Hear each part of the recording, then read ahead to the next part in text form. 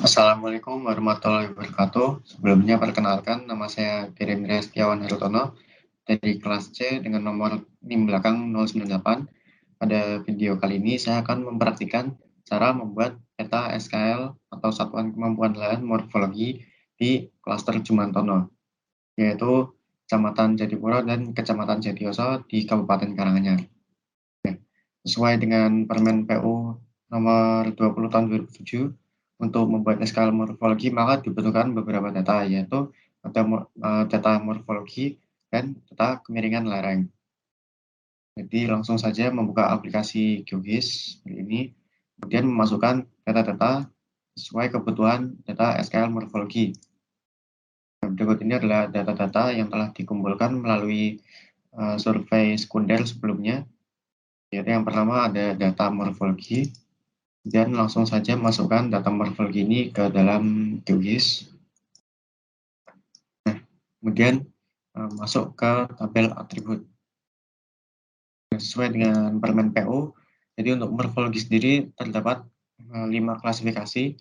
Untuk 1 itu adalah bergunung, 2 berbukit, 3 bergelombang, 4 berombak, dan 5 yaitu datar.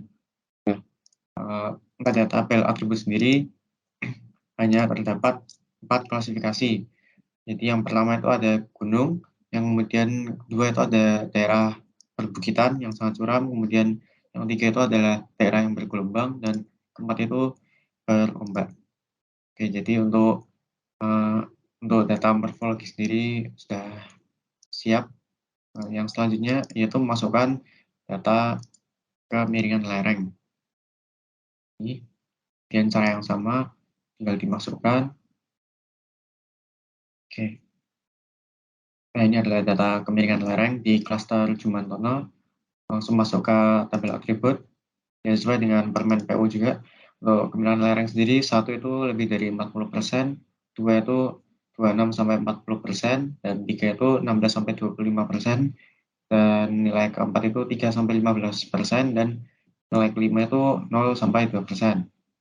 Kemudian dicek di tabel atribut SHP kemiringan lereng, terdapat 5 klasifikasi ya.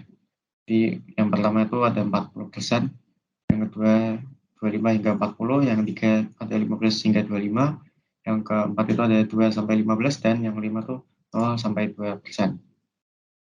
Oke, jadi setelah data-datanya telah selesai, kemudian langsung saja membuat peta SKL-nya.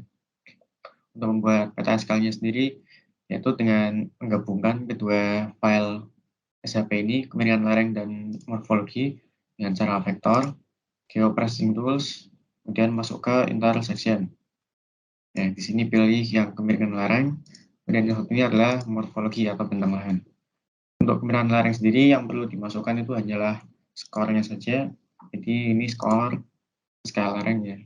Ini skor, kemudian masukkan skor morfologi. Jadi hanya ada 2 saja data yang dimasukkan. Nah, setelah itu bisa klik run di sini.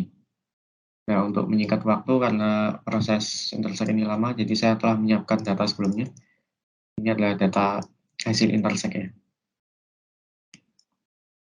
Nah, ini adalah data intersect atau data gabungan antara kemiringan lereng dan morfologi. Dapat kita lihat pada tabel atribut di SKL morfologi di sini. Nah, ini adalah skor dari SHP morfologi dan kemiringan lereng. Selanjutnya untuk mengklasifikasikan kelas SKL morfologi, yaitu dengan menjumlahkan kedua skor morfologi dan skor kemiringan lereng ini, kemudian dirata-ratakan dengan cara seperti ini. Buat open field calculator, menambahkan sini skor total dengan whole number ya. Dan di sini klik yang field karena ingin menambahkan ya. Dapat klik kolom buka di sini, kemudian klik yang sini untuk memasukkan skor morfologi, kemudian ditambah karena untuk menambahkan morfologi dan kemiringan lereng, kemudian ditambah ke ini skor kemiringan lereng di sini. Kemudian kurung tutup. Kemudian karena ini ada 2 data, jadi dibagi dengan 2. Klik di sini, bagi dengan 2. Setelah itu klik OK. Nah, telah didapatkan skor total untuk SKL morfologi di sini. Ya, jadi bervariasi dari 1 hingga 5. Ada semua 1, 2, 3, 4, 5. Nah, berdasarkan di permen PU, 1 sendiri itu adalah tinggi, 2 cukup, 3 sedang, 4 kurang, dan 5 rendah. Seperti ini. Nah, setelah sudah, bisa klik save di sini.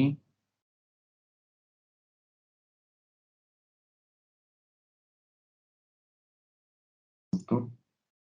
Kemudian masuk ke vektor, georeferencing tools, kemudian dissolve. Dissolve ini yaitu adalah SKL morfologi. Kemudian cukup memilih data berupa skor total. Oke, setelah itu klik run di sini. Nah, untuk menyingkat waktu juga, saya telah menyiapkan data dissolve ini sebelumnya untuk menyingkat waktu ya, karena prosesnya juga cukup lama. Nah, berikut ini adalah hasil akhir dari scoring SKL morfologi. Yang ini bisa dihapus. Bisa dicek di data atribut. Ini hanya ada skor total ya. Skor total di sini. Kemudian setelah dissolve, selanjutnya itu mengkategorize, memberi warna pada masing-masing kategori dengan simbologi, masuk ke categorize. Di sini pilih yang skor total. Kemudian di sini classify. Nah, berdasarkan permen PU tadi, 1 itu tinggi, 2 cukup ya. Untuk legenda di sini dapat diganti, yang pertama tinggi, 2 itu cukup, dan 3 itu sedang, 4 kurang, 5 rendah. Dan kemudian kita apply, nah maka hasilnya akan seperti ini. Oke, jadi sekian untuk proses pembuatan peta SKL morfologi di klaster Jumantono.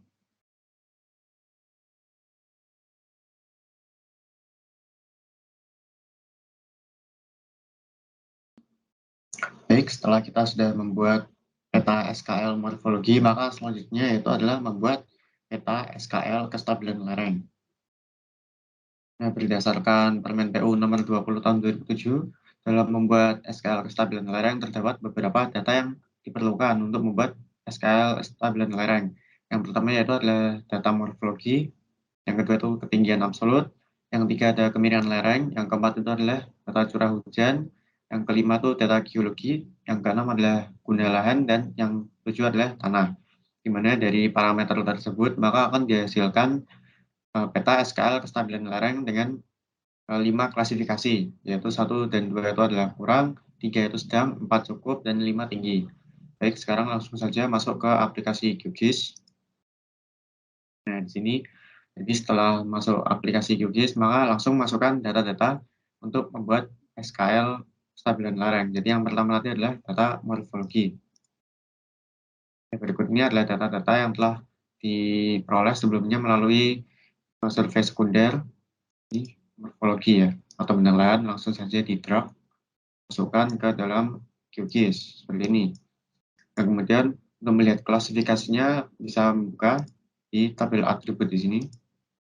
Nah, berdasarkan permen PU di sini, morfologi itu 1 itu bergunung, 2 berbukit, 3 bergelombang, 4 berombak, dan 5 itu datar. Jadi di sini sudah sesuai ya, ada 4 klasifikasi di sini. 1 sendiri ini adalah gunung berapi, kemudian 2 itu adalah punggung, bukit, yang ketiga itu bergelombang, dan yang keempat itu berombak. Oh ya, untuk wilayah studinya sendiri ini adalah klaster Jumantono, yaitu klaster Jumantono ada di Kecamatan Jatipuro dan Kecamatan Jatioso di Kabupaten Karanganyar. Oke, jadi setelah masukkan data morfologi, yang selanjutnya yaitu adalah masukkan data kemiringan lereng. Ya, ini kemiringan lereng di sini dengan cara yang sama di drag. Oke, ini adalah data kemiringan lereng. Bisa lihat di tabel atributnya di sini. Jadi untuk klasifikasinya ada 5 ya.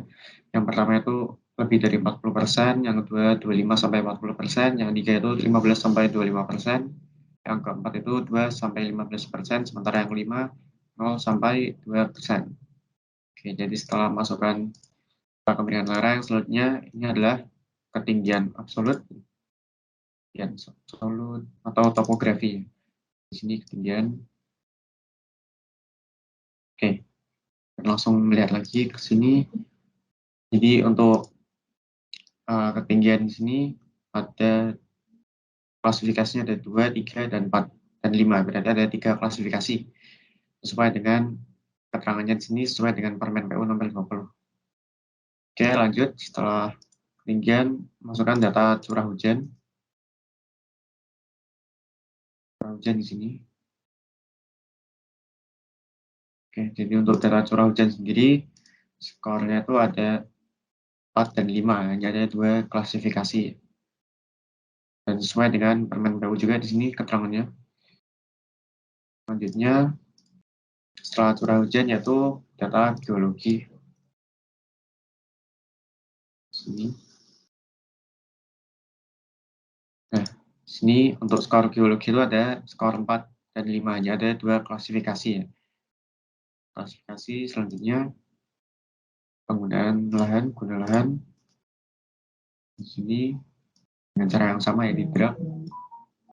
Oke, jadi untuk guna lahan sendiri klasifikasinya itu ada 1, 2, ya 3, 4. Oke, jadi ada 4 klasifikasi ya.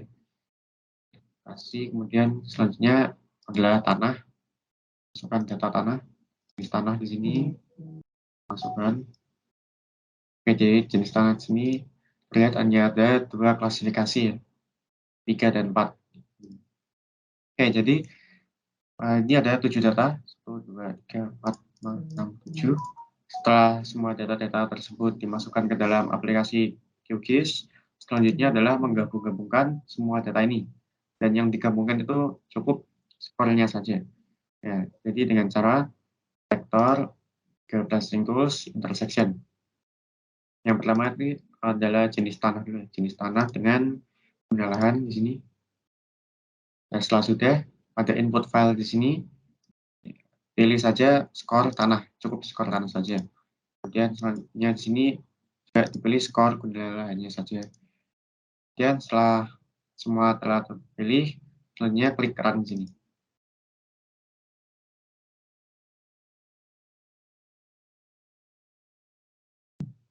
Oke, setelah sudah di sini intersection pindah ke atas. Baik, ini adalah hasil gabungan antara skor jenis tanah dan skor guna lahan. Jadi di sini bisa dihapus saja. Kanan dan dihapus, remove. Oke, selanjutnya kita menggabungkan intersection ini dengan geologi dengan cara yang sama, vektor, geocaching tools, intersection. Intersection di sini dengan geologi. Untuk input file yang intersection, pilih score atau select all ya, juga bisa. Kemudian overlay-nya dengan geologi, pilih saja cukup yang skor geologi. Dengan cara yang sama, kemudian klik run.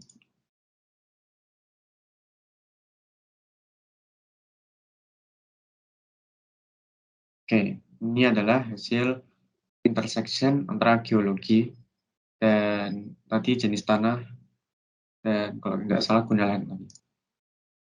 Oke, yang ini dihapus. Kemudian selanjutnya menggabungkan intersection ini dengan curah hujan dengan cara yang sama juga. Select all, kemudian ini cukup skornya saja dengan klik run di sini.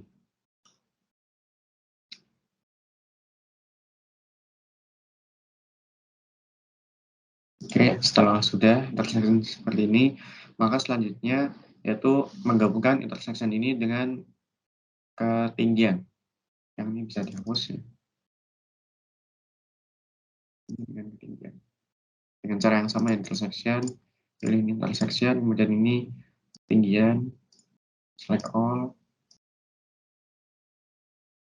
kemudian ini cukup skor topografinya. Klik run di sini. Jadi untuk prosesnya sendiri memang agak lama karena data-data yang ada di SHP tersebut memang cukup banyak, cukup bervariasi.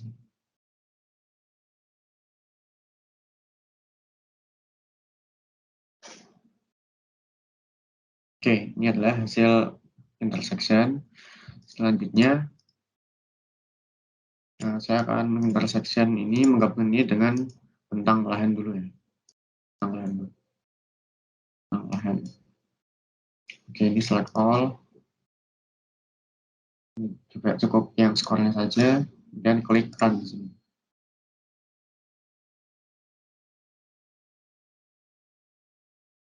Oke, jadi data-data tadi telah digabungkan menjadi satu. Ya, yang digabungkan itu baru 6 data ya, sementara 7 data yang kemiringan lereng ini belum. Nah, untuk mengintersect kemiringan lereng ini dibutuhkan waktu yang cukup lama ya, karena memang data-datanya itu juga cukup banyak. Jadi, saya akan memasukkan data intersection saya dengan kemiringan lereng sebelumnya untuk mempersingkat waktu juga. Iya.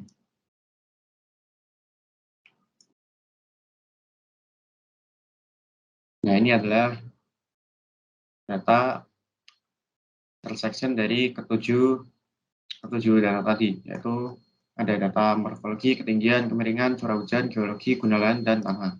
Semua menjadi satu di SHP ini yang bisa dihapus. Nah, setelah skor-skornya menjadi satu di sini, untuk mengolah skor tersebut, maka klik tabel atribut di sini. Oke, jadi ini sudah ada skor tanah, hujan, geologi, guna lahan, lereng, morfologi, topografi, dan ini ada skor totalnya ya. Nah, untuk mendapatkan skor total ini dengan cara ini, di sini ya, membuka open field calculator di sini dengan cara skor. Nah, ini memberi nama file ya, nama fieldnya skor total, dan untuk menjumlahkannya dengan cara tekan fields di sini, kemudian kurung buka, menambahkan skor totalnya tadi. Yang pertama ada skor tanah, ditambah di sini dengan skor geo, ditambah dengan skor guna lahan, tambah dengan skor lereng, tambah dengan skor morfo, tambah dengan skor topo, dan ditambah dengan, oh ya sudah, 1, 2, 3, 4, 5, 6, skor tanah,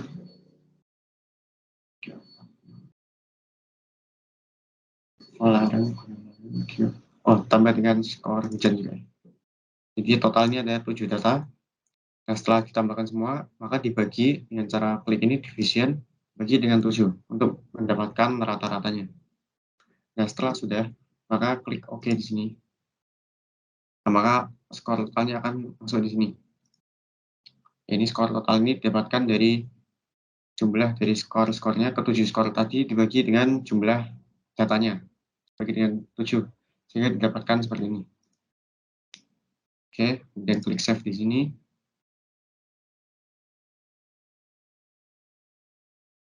Oke, bisa di close. Kemudian kita mengkategorikan SKL kestabilan lereng ini sesuai dengan klasifikasinya. Masuk ke simbologi, categorize, di sini pilih yang skor underscore total tadi. Nah, di sini pilih classify.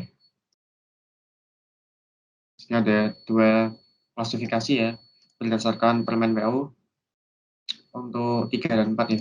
Untuk 3 sendiri adalah sedang, 4 adalah cukup. Jadi di sini bisa pilih sedang, sini cukup. Oke, setelah diklasifikasikan seperti ini, maka selanjutnya tinggal klik apply di sini. Apply, kemudian oke.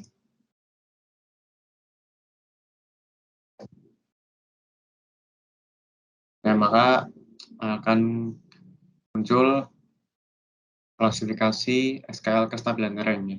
Ada yang cukup berwarna hijau di sini, maaf, yang sedang berwarna hijau di sini, kemudian yang cukup berwarna ungu di sini ya.